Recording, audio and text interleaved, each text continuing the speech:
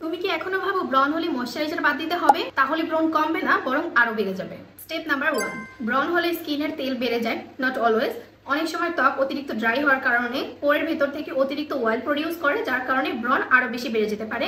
তাই ময়শ্চারাইজার কিন্তু মাস্ট, তবে যে কোনো ধরনের ময়শ্চারাইজার না, চাই oil free non comedogenic moisturiser. Step number 2, niacinamide, hyaluronic acid, ceramide, এই ধরনের ইনগ্রেডিয়েন্ট দেখে ময়শ্চারাইজার সিলেক্ট করো। নায়াসিনামাইড আমাদের ত্বকের ব্রণ কমায় ও রেডনেস কমায়, হাইলুরনিক অ্যাসিড স্কিনকে ভেতর থেকে হাইড্রেট করে, আর সেরামাইড স্কিন ব্যারিয়ারকে রিপেয়ার করে। তাই এই ইনগ্রেডিয়েন্ট দেখে ময়শ্চারাইজার সিলেক্ট করো।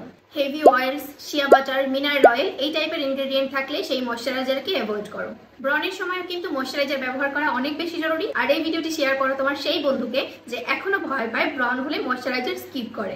স্কিন কেয়ার সিরিজের আমার এই ভিডিওটি যদি তোমাদের ভালো লেগে থাকে তাহলে আমার প্রিভিয়াস ভিডিওগুলো তোমরা দেখে আসতে পারো। আমার স্কিন কেয়ার প্লেলিস্টে তোমরা সেগুলো পেয়ে যাবে। অ্যান্ড নেক্সট ভিডিওতে আমরা জানবো ব্রণের সময় কোন ময়শ্চারাইজারগুলো আমরা ব্যবহার করব। Like, comment, share and subscribe for more beauty tips.